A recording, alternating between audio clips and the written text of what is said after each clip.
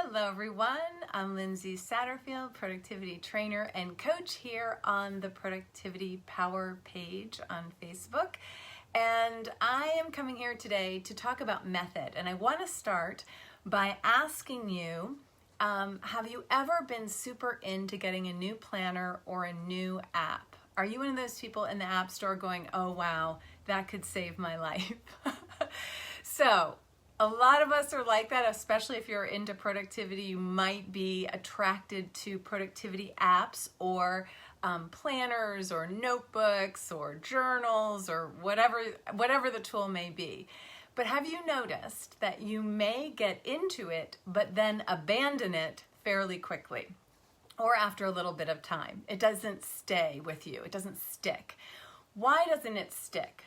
It doesn't stick because it's the cart before the horse. What's the horse? The horse is your method, your technique.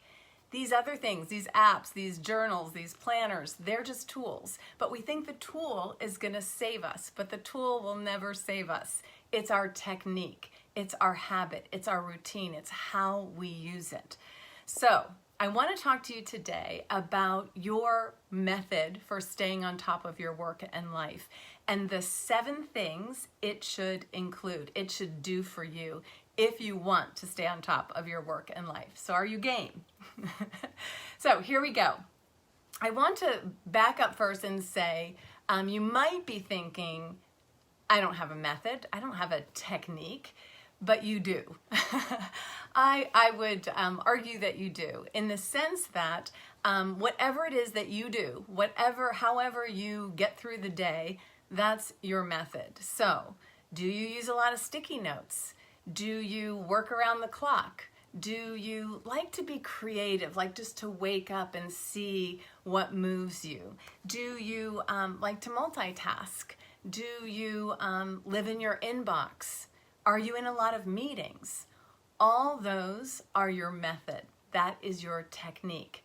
And what you want to ask yourself is, am I getting the result I want from my method, from my technique?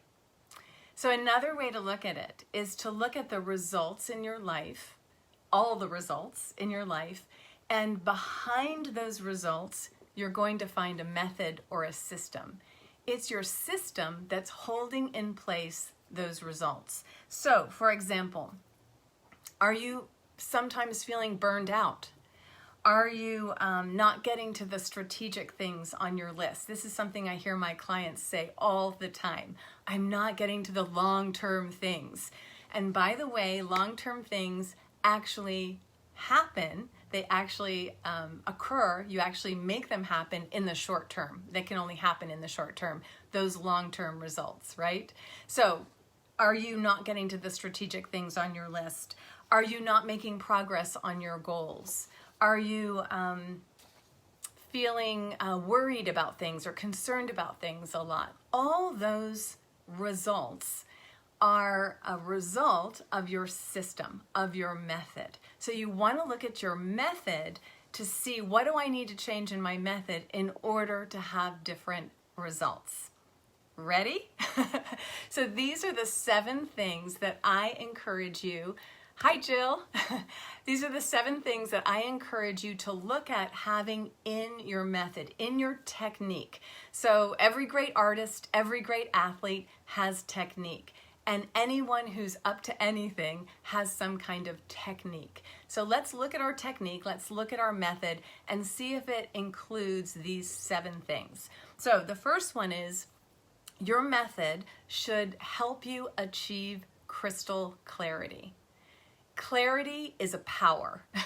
And in our world today, there is so much overwhelming us, confusing us, so much input, that it's easy to not have clarity. So you want to make sure that your method, your technique each day is helping you be crystal clear about what's on your plate.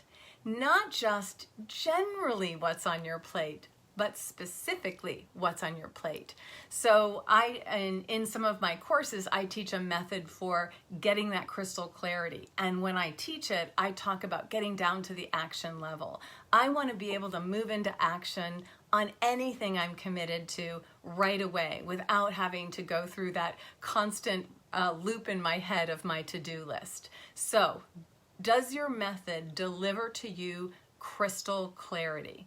So you know everything that's on your plate and you can start to make decisions, which leads me to the second thing that your method should do for you. It should help you make decisions. It should facilitate you making decisions.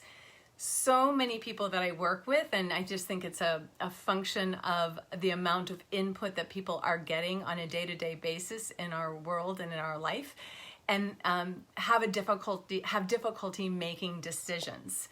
And there's a lot of sort of piled up decisions. And where I like to start is with your inbox. This is a perfect example of how people don't make decisions, right? How do you handle, I can't use my phone because it's right there. Anyway, I have a backup phone. So you go and you look at your email and you go, oh gosh. And then what do? You move to the next one. And then you go, that's nice. And then what do? You move on to the next one. So we tend, in email, for example, the next newest email is more interesting than the one we're looking at. And we tend to not make decisions about what we need to do with the incoming email. And those decisions start to pile up. And then we have to cycle through all that information again and maybe don't make decisions, and that piles up, and so on and so on and so on. So you want a method that helps you make decisions. Decisions are the meter of progress. Decisions are the meter of progress. You let too many decisions pile up. The small ones, they're the ones that start to weigh you down. If you let too many decisions pile up, that's when that feeling of overwhelm starts to happen. And making decisions helps you achieve crystal clarity. So 1 and 2 go together. So achieve crystal clarity. Your method should help you achieve crystal clarity. It should help you make decisions. And it should also help you prioritize confidently. So if you're able to make decisions about what's coming into you, what you need to do, what's happening, how you're handling this, and if you have that clarity about what's on your plate at any given time, you are equipped to be able to prioritize confidently. It's when we don't have that crystal clarity, when we don't make decisions, that we have difficulty prioritizing. So oftentimes people will come to me and they say, oh, I have such a hard time prioritizing. Can you help me prioritize? And where I will start is getting crystal clarity in defining their work, their commitments in work and life fully, because priorities are only a function of the whole. If you don't know everything on your plate, you'll never know your priorities. So your method should help you to prioritize confidently. Now, number 4, your method should also support you in optimizing your energy.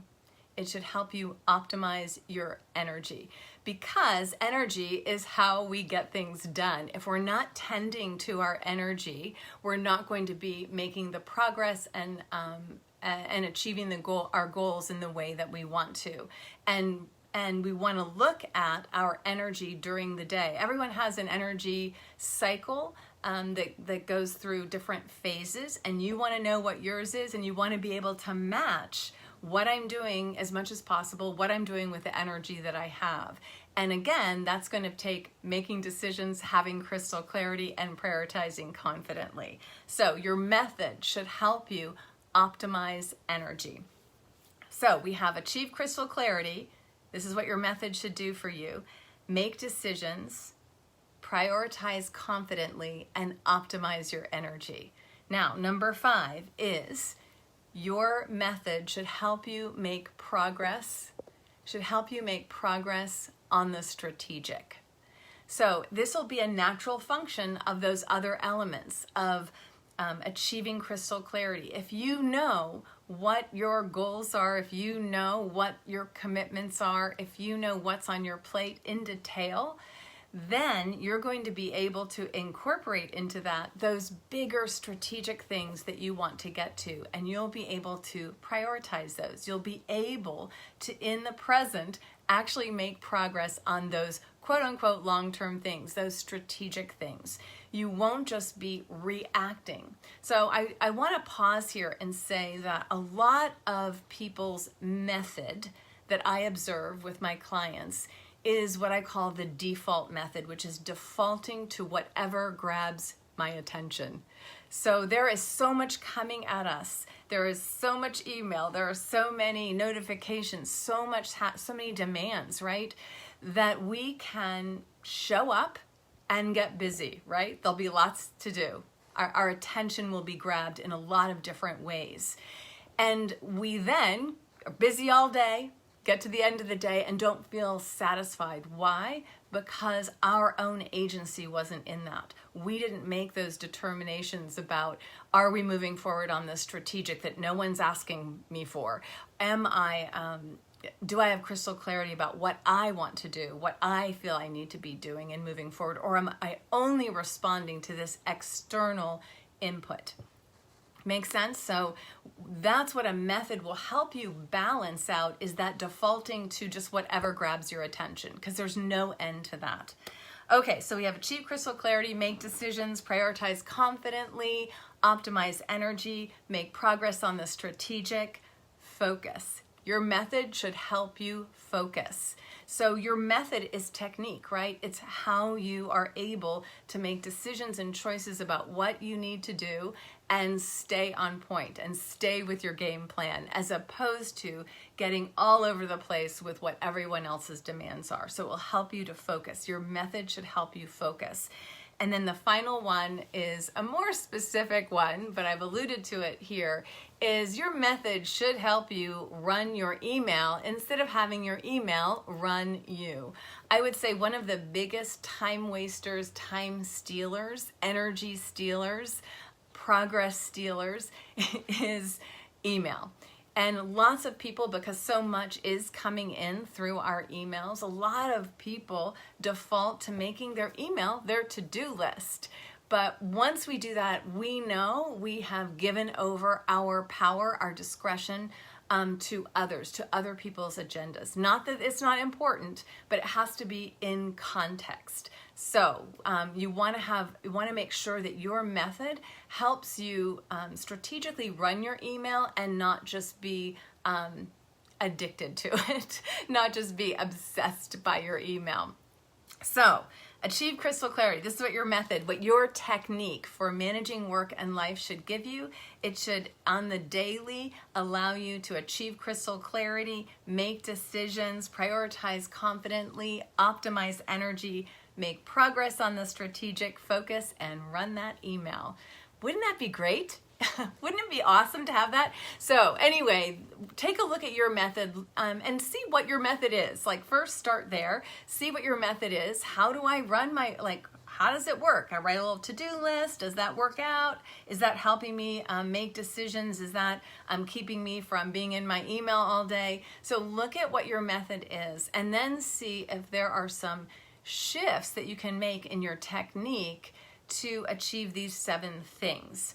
And to help you, I have, if you're interested in a method for managing your email, I have a free download. It's an email mastery guide that just goes through a process for the technique of managing your email in an easy, simple way so that it doesn't take over your life and that you can stay on your game and not be distracted by all that email and all those demands.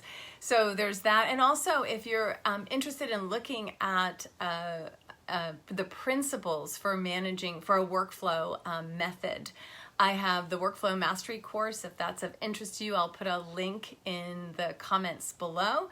That's always available for enrollment, so that's something to consider as well. If you'd like to think about ways to enhance your own technique, your own method. Because once you do have if you know what your technique is, what your method is, then you can use the tools. Then you can use the planner and the app, and it will work because you're running it in a way that it's going to work, that it's going to accomplish what it is that you most want. So that's what we're talking about today is what's your method? What's your method in the madness? And take a look at it and see if you can make some tweaks to it so that it really gives you the results that you want. And that's a great place to also start is what do I want that may be different than what's going on right now? Do I want more energy? Do I want more clarity? Do I want more focus? Do I want to make more progress on the strategic? And then look at what's underneath that. Look at the method that you currently have and the shifts you might want to make, thinking of these 7 elements. So I hope you have a great day. If you have any questions about this, certainly put those in the comments below and I will answer them. And I hope you have a great rest of your day.